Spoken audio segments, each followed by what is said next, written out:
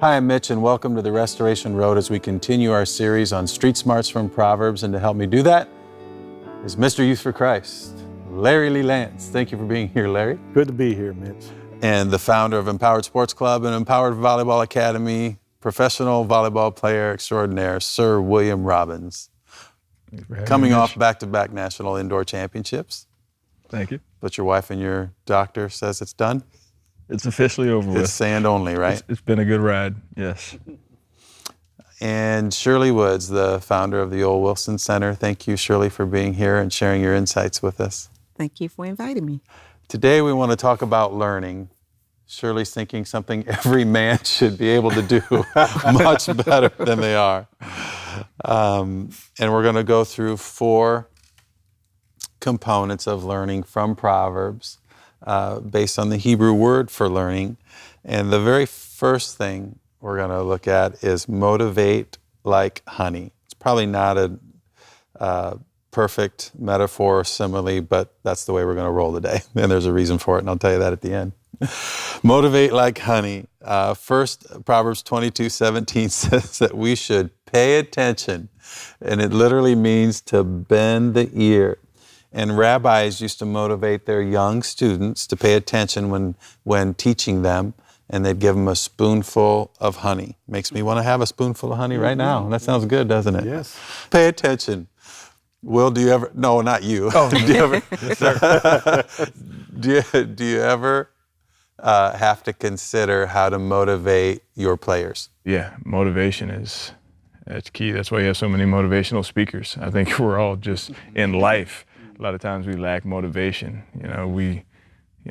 Mediocrity is rampant throughout the world, and people are content with just being mediocre. And a lot of times it takes external forces to be able to motivate people. Shirley, what motivates you to learn?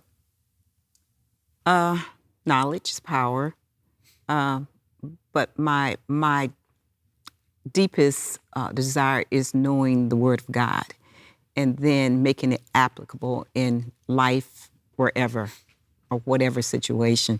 But just, it's God, it's the Holy Spirit that really motivates me to want to learn and to know. That reminds me of I would meet with my uncle who invested in me every Wednesday, and then that group got a little bigger and other people would come, and he wanted me to come with the Bible verse or idea that I wanted to pursue more, and then we'd discuss it. Well, I became motivated to know more about the Bible because I couldn't answer a lot of things that were there, and I felt like the Bible had to have the answer, so I would pursue it more. So not knowing sometimes can motivate you to want to know more. How about you, Larry? What motivates you to learn? Fear of mediocrity, just what they were talking about. One of my favorite authors is the late Miles Monroe. He wrote a book called The Principles and Power of Vision. It's the best definition of mediocrity I've ever seen that he wrote. Mediocrity is a region bound on the north by compromise, on the south by indecision, on the west by living in the past, and on the east by a lack of vision. And if you think of those 4 things, isn't it powerful to think about those 4 things and how they affect your life? You must have been motivated to remember that, to learn that. Can you say it again? Sure. Mediocrity is a region bound on the north by compromise, on the south by indecision, on the west by living in the past, and on the east by a lack of vision. There's another graphic to put on the wall. That is fantastic. It is. Being motivated first to learn is key. It's that spoonful of honey, whatever that motivation is for us, to pay attention. I had a friend who traveled with me all over the country, probably every auction for a year, and he would buy and sell cars for fun as a hobby.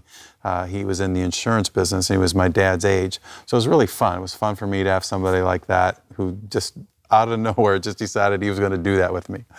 And we had a lot of great times, but I noticed something about him. Did you know Burl Keener? Very well. It was Burl. Yeah.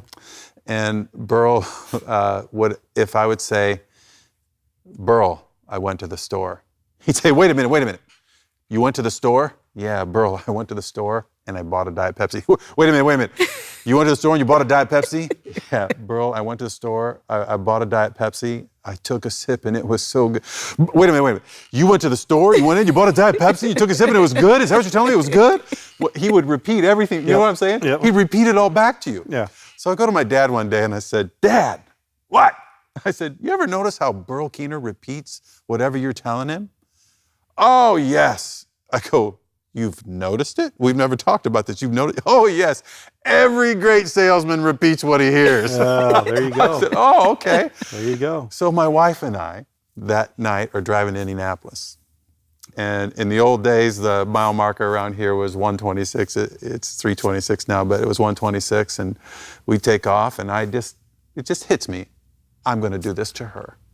Whatever she says to me, I'm going to repeat it back to her. So I'd say, and I want the information to come at me like crazy, like I want her to talk. And so I'd say, well, how was your day today? What did you do? And she'd say, well, I went to the store. I said, what? You went to the store? And I went inside and I got a Diet Pepsi. I said, you went to the store and you got a Diet Pepsi? And I took a sip. Wait a minute, you went to the store and was Diet Pepsi? I'm telling you, Larry, by mile marker 55, she can't keep her hands off me. You know what I'm saying? And so now I got a dilemma. Am I going to tell her what I'm doing or just let it ride? So I'm convicted by the Holy Spirit. It's like, whoosh, tell her. So I told her what I was doing. I said, I was just being Burl Keener. And you know what she said? I thought she was going to get mad at me. She goes, really? I like that. She was being didn't even heard. care. She liked it so much she didn't even liked care. it. So I'm telling you, that paying attention to be motivated, to learn is contagious. Yes. It is absolutely For contagious. women, yes. Yeah, I was pretty bored by the whole thing. Yeah. I'm like this, yes. But I can't tell if your story, if she was more excited in the style or the fact that you were just finally listening. That could be it. That could absolutely be it. So the first point of learning is to be motivated, pay attention, listen, motivated like honey. Second is we want to dig like a miner. Dig like a miner. And right before the sayings of the wise, the 30 sayings of the wise, it tells us to not only pay attention and listen, but we're going to dig. We're actually going to seek for it. We're going to make it sticky to our hearts, in order to learn. And I've studied like how to learn. And, when we recall something, we see it, hear it, or do it. But I found that when I dig that I need to be aware of those things of kind of also, some people are what people, some people are why people, sometimes I'm abstract and want to know why, like when it comes to the Bible, but usually most of the time I just want to know what. Mm-hmm. Do females want to know why more than what? We want why. Man, Larry, you're going to be the ladies' man with your wife by the time Shirley gets done with you.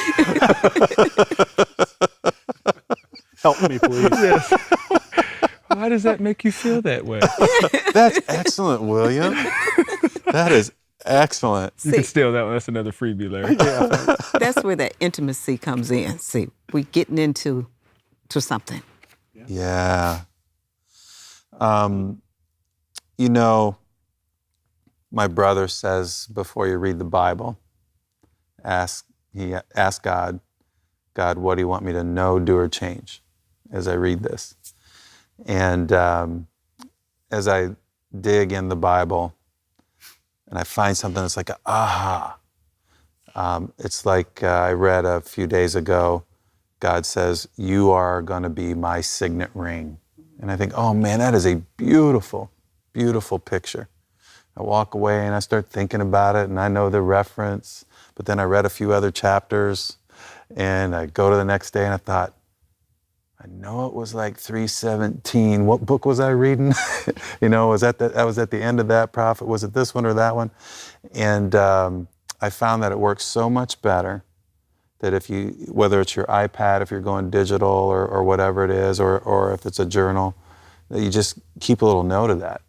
And then you can look back at it a week from now, and you can kind of get the payoff or the benefit of all that digging by seeing it quickly. Do you journal at all? Have you done it for a while? Yes, long time. And you think it's a helpful thing? It's very helpful. Not just things I study, but most every meeting I walk away with notes. Oh, I've seen that book. Yeah. And it's invaluable to go back and, and there's always prayer requests in there, or there's always conversations, and, to be as personal as you can. So if this morning I had one before we came here, and, when you're having a discussion and you're able to say Kristen, his wife's name, when you're able to say Micah and Leah, and they know then that you're paying attention to the details, and then you're praying specifically for them, and you ask, how did Leah's volleyball game go? It's amazing how that's the intimacy part. Yeah. It's like that guy that said the sweetest sound to a person's ears is their own name, and that you're supposed to say it like a dozen times in the first couple minutes or something, but that Mitchell, that wasn't working very well, was it? No.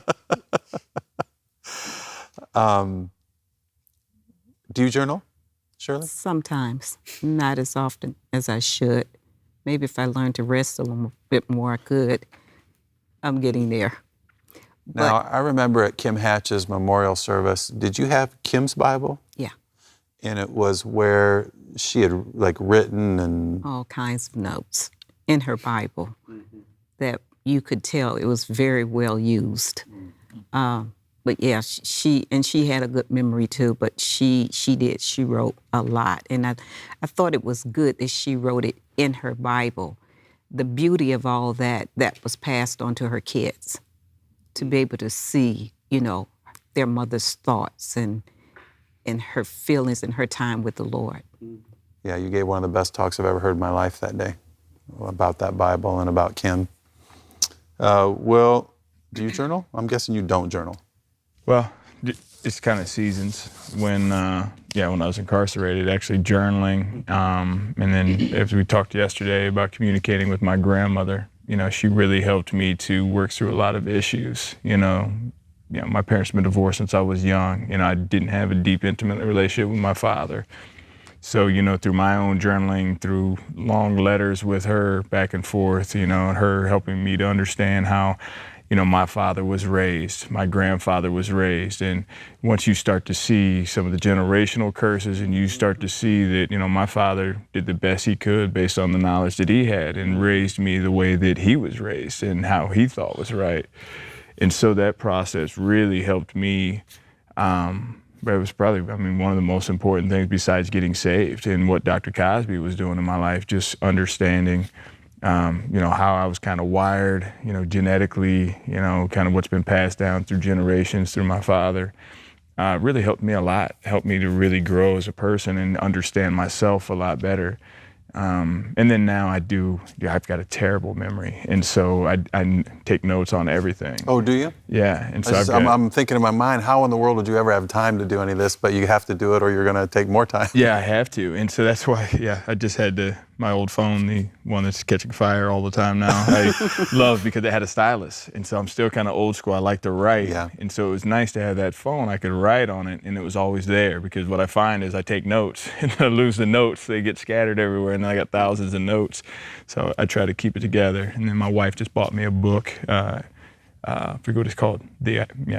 Ideas something, but it's a book just for ideas. And so I try to keep a lot of my ideas. That's tremendous. Yeah, my mind never shuts off. So yeah, I'm kind of in the same boat as Shirley when it comes to trying to find time to rest. Because it's tough, because my mind is always thinking about what we could do and where we could go now and what God is trying to do in this, that, every situation. Good. So in learning, we're motivated like honey, we dig like miners. Third, we soak like sponges, and this also comes from Proverbs 22, right before they lead into the 30 sayings. And there's this concept that we're going to soak it up. We're going to soak up the wisdom, and it's going to be in our hearts. Solomon said in Proverbs 9:9, instruct a wise man, and he will be wiser still. Teach a righteous man, and he will add to his learning. And this is where it's really important on what we discussed on when you're trying to learn and you're trying to soak something up, do it in the same way that you're going to recall. If you're going to see it, hear it, do it when you recall it. Take it in that way. Kids, if they're visual, need to maybe do mind mapping where they have 3 or 4 and no more on a page, centered. It's centering, chunking, linking. So you have the center idea. You chunk it up into 3 or 4 so you can remember those, and then you link them. The first one makes you think of the second, makes you think third, makes you think of the fourth. A lot of times we just do repetition. So with my girls, if I study for Haley with Haley for a test, I'll try to do that as we go, because I'll tell her, I said, just doing this 3 or 4 times is one way to do it, but let's do it the first time in a way that it makes it hard to forget. So let's do some images, let's come up with some acronyms, and it's been fun for me, and I think it makes it less of a grind for her, and it's helpful. But if you are, if you're going to hear it, then you need to talk back and forth. I could remember my notes that I would see when I was taking a test, but I think I could also hear the professor sometimes saying it. And then like the minds in motion thing, some people are going to do it, so they need to have that motion. You probably do all this at the Ewell Wilson Center. Not as much, but what you're talking about learning styles too, and I think that is so important because everybody don't learn the same way, but being able to tap into that child's learning style will put you far ahead of the game just when you can just do that. And like you were saying with your daughter, that's one of the things that has always been one of my desires for the kids to come to the center, is to help them understand their learning style. And then sometimes we want things in order, sequential, and some people it can be random and it just doesn't matter. Order is like a big deal to me. I remember one time I realized I wasn't watching anything bad, but I realized how when I was traveling and in the hotel room that basically when I got to the room, I was monopolized by the television. So I thought, you know what? I was reading through the Bible at that time. I thought, I'm going to mind map the Bible. I'll have the 3 or 4, whatever it is, the key points about a book in the Bible, the center idea, maybe the theme verse, and I'll do the centering, chunking, linking. So I went on that pathway to do that in my hotel room. It was kind of bothered me the next day that I couldn't talk about what everybody else was talking about, that either happened on TV last night or they maybe read in the newspaper and all that kind of stuff. But I sort of got through that. And I completed that task, and I thought, I'm going to continue maybe to do something else, but then it was March Madness. And I thought, I gotta watch March Madness, and I don't want to be a legalist. But anyway, that time of learning the Bible, of not just being motivated, not just digging, but soaking it up. There's something about like that mind mapping that has started to get inside me a little more. That's a 9-month intimate time with God that I'll remember for the rest of my life. Mm-hmm. And it ought to be a motivation to do more of that. Proverbs notes that when our hearts soak up what we observe during conflict, we can even learn during conflict. We can say, I applied my heart to what I observed and learned a lesson from what I saw. Proverbs 24:32. How great would that be? And this soaking satisfies our thirst for wisdom, which is an endless wellspring of life for conflict management. Proverbs 13:14 says, the teaching of the wise is a fountain of life, turning a man from the snares of death. So we want to motivate like honey, dig like miners, soak like sponges, and now we're going to recall like warehouses. So ever been in a warehouse, Larry? Yes, sir. Are they organized? Some. Some are organized, aren't they? If you're in a warehouse that's a warehouse business, they're really organized, aren't they? It's amazing. So there needs to be some kind of organization so that we can recall. And that's the whole idea of learning, is that you can recall. Yes, James says that if you ask God for wisdom, he will give it to you. That's usually in a trial on knowing what's right and what's wrong and where the best pathway is. But if you need to recall like Proverbs, you better get Proverbs in there in the first place. There's going to be nothing really to recall. Proverbs 22:18, again, at the beginning of the 30 sayings of the wise, it says, keep them in your heart and have all of them ready on your lips, ready for recall.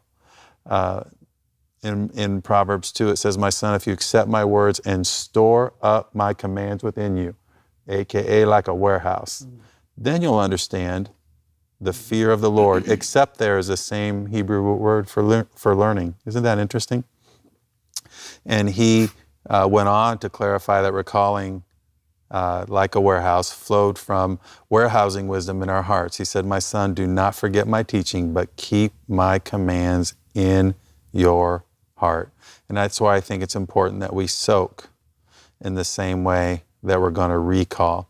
Have you ever been in a conflict or in a situation where you had just learned something and you're thinking about it and stuff, and then you could recall it in that moment and it made a big difference? But if you wouldn't have first learned it, you couldn't have ever recalled it. Have you been in a conflict or any kind of situation at all where it's like, oh, and you recall it and it comes out? I'm going to tell you how I see you doing that. Surely the word flows out of you. It's amazing to me. And I know when I hear it, that it had to get in there first, that learning is important to you. It's obvious because of the way you recall the word. Will, you do that too, but another thing that's amazing to me is how you'll have systems of ways you've learned things, and then you teach other people those things. In fact, if you don't you have a phrase that you use, or it's like 3 or 4 things that you do with a mistake? Yeah. What is that? The 4 steps. You first recognize the mistake, then you correct the mistake, then you forget about it, and then you focus on the next play. And so I try to get the girls to go through, our philosophy is always to overcoach and make sure that we over-explain things, so that way the girls and the boys can wrap their minds around what it should look and feel like. And so that way they know immediately, as soon as they make a mistake, they've already been taught, they already know, they felt it, it was wrong, they didn't get their feet there was something, So they can recognize it within a split second. They can instantly correct it. Oh, it's my feet. All right, move your feet. And sometimes we'll have them, now replay that in your head, feet first.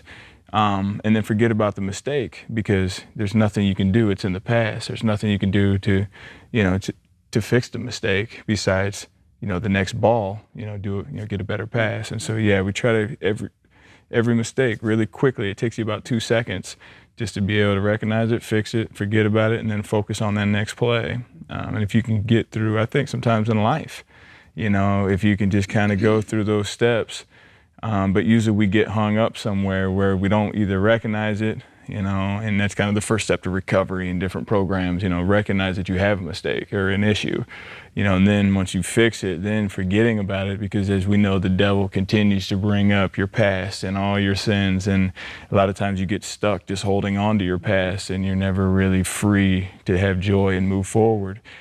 So forgetting about those mistakes and then focusing on the next play, the next step that God has for you. So I'm taking that R on front and I'm going to make it an F. Find it, fix it, forget about it, focus. There you go. There we go. Larry, now we can remember it. Got it. We've learned it. 4 F's. You do the same thing. You share the word that you've memorized through your call to obedience and everything else that you've done in your studies in your life. But then all of a sudden you'll say, I read a book by, and how's he remember the author's name? It's hard to remember an author's name for a book, by Miles Monroe. And then pretty soon you tell us about north, south, east, west. And it's obvious that you invested in getting that in you so you could recall it. And it's powerful. It's really, really powerful. So you guys are teaching me all the time. I used to drive my daughters to school every day before the oldest could drive. So my 4 girls' ages are spaced apart. So I would take the first 2 to school. Seems like I've always had 2, maybe 1 short season. There was 3. And I would pray this for them. I would say every day and my youngest would say, Daddy, wait till we pull in the driveway, of the school. That's when I'm supposed to start. I wasn't supposed to start before that. So I'd say, Dear God, help us to be motivated like honey, dig like miners, soak like sponges, recall like warehouses. And then I would add, and actively seek those being left out, because I saw something like that happen in front of us when we were parking. I said, man, don't do that. Get out of the car and go lock eyes with people and be kind to them. So anyway, my oldest started to drive. And I found out one day that every time she would pull in that driveway with her younger sister, she would say, Dear God, help us to be motivated like honey, dig like miners, soak like sponges, recall like warehouses, and actively seek those being left out. And oh my goodness, it just tore my little heart out that my baby had learned, what I had been trying to teach and learn myself.